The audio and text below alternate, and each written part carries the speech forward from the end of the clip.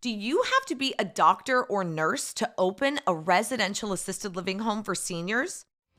In the United States right now, there are 76 million baby boomers. The number one dilemma for these baby boomers? Housing. That dilemma can be your opportunity. Welcome to the Assisted Living Network podcast, where you can discover how just one residential assisted living home could secure your financial future forever. Hey, it's Isabel from the Assisted Living Network. Do you have to be a doctor or nurse to open a residential assisted living home for seniors? No. But does it benefit you to have a medical background? Well, let's talk about it. A lot of people come to us and they ask, do I need a medical background to start a residential assisted living home for seniors? And the reality is no, because you're not doing the work. You are not the licensed caregiver or even the licensed administrator. You do not work in the home on a day-to-day basis, so you don't need to have that background or even know what they're supposed to be doing. But it definitely helps if you do. So I want to say this, if you are a doctor or nurse listening, it's a huge feather in your cap. Let's dive deeper. If your home is a doctor-owned RAL and mine is a real estate investor-owned RAL, which one sounds better? Even if our homes were on the same street and set up exactly the same, with the same care, with the same food, with the same costs, they would probably choose your home over mine. It's one of those things that will help set you apart as a care home owner. So use those initials in front of or behind your name. Listen, you paid a lot of money for them. You went to school for them. Make sure that you utilize that. It's a huge marketing tool and it gives the residents and their families a lot of peace of mind. At the end of the day, you're not selling a bed or a room, you're selling peace of mind. So how do you market that and what happens if you don't have those initials? Well, to market the home as a nurse or a doctor-owned home, it should be on all of your marketing materials.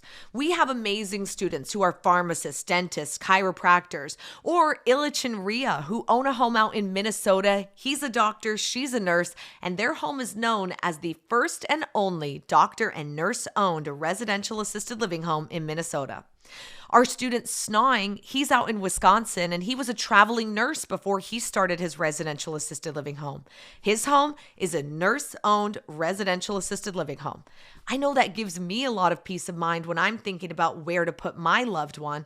So if you have it, use it. Market it everywhere. It should be on your Facebook page, on your website, on your brochures and your business cards.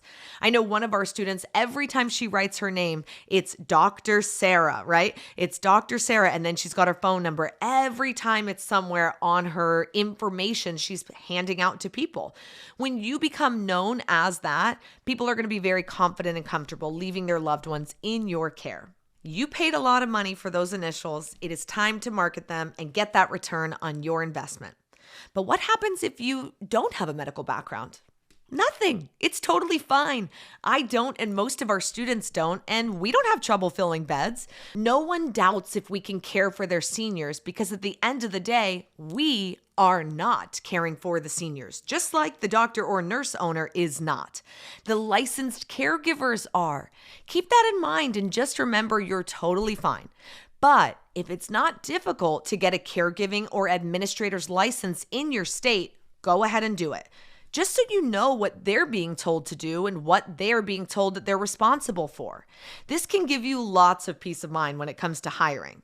Now, I've had people say to me, some states require a nurse or a doctor in their care home. Typically a nurse, very rarely do people tell me doctor.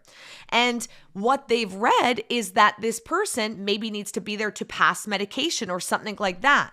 They can be on call or affiliated with the home for emergency purposes, or they can swing by, pass the pills, and they move on to the next home.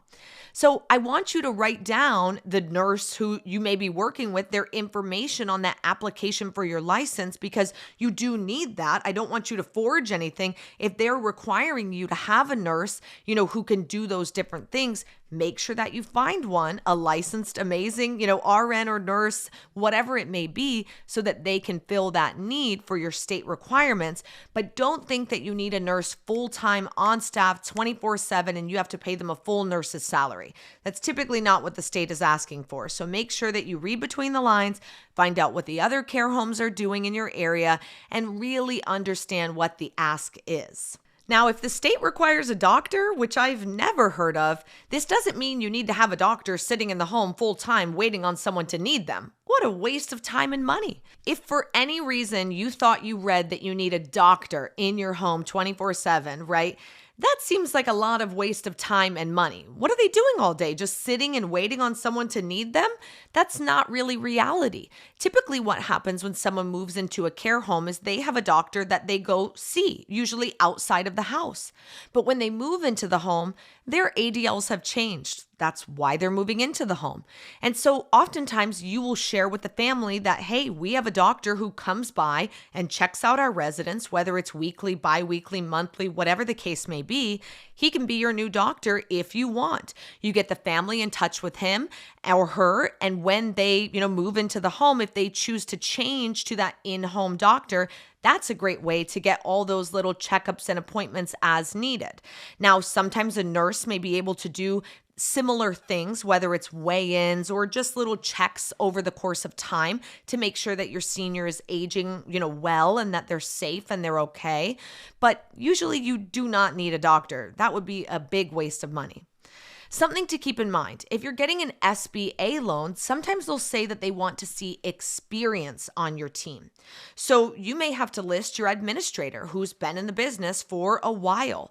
Or if you're not a medical professional yourself, you may want to partner up with someone who can be on your board of advisors or on your team who does have that background and experience so that the lender can see, okay, these people know what they're doing. We trust them. This is going to be a good investment for us to make. At the end of the day, there are many perks to being a medical professional in this field, but the reality is you do not have to be one. So breathe easy. If you're not a doctor, it's okay here, okay?